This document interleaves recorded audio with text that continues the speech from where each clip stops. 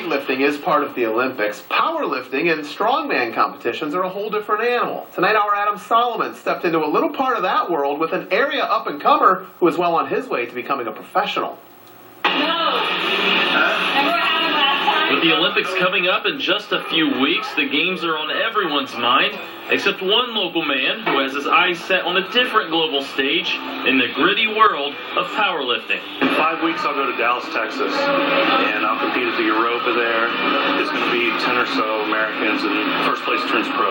So that's what I'm training for right now. Meet Steve Schmidt, a local strongman competitor, and like every athlete, there's parts of what he does that he likes, and big parts that he doesn't.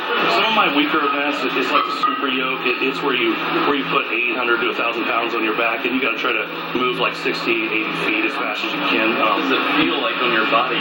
It is a horrible crushing pain. You may be thinking that some of this looks pretty easy, like lifting a keg.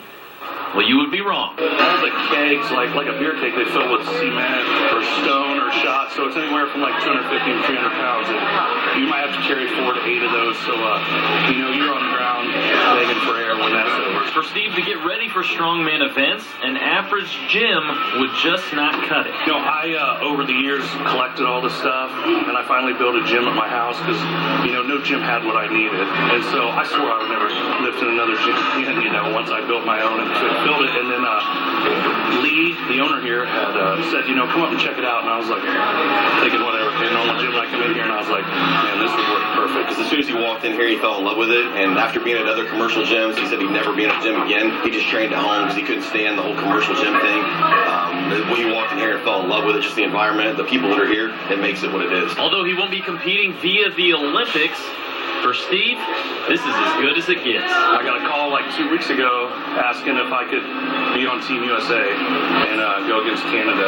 Just kind of on the spur of the moment, one of the guys got injured, and they gave me a call and asked me, so it was an awesome opportunity. I mean, kind of like a dream come true. The guys I was competing against, I've been watching on TV, World's Strongest Man for years, so it was awesome. In Under the Bar, right here in Lima, Adam Solomon, your News Now Sports.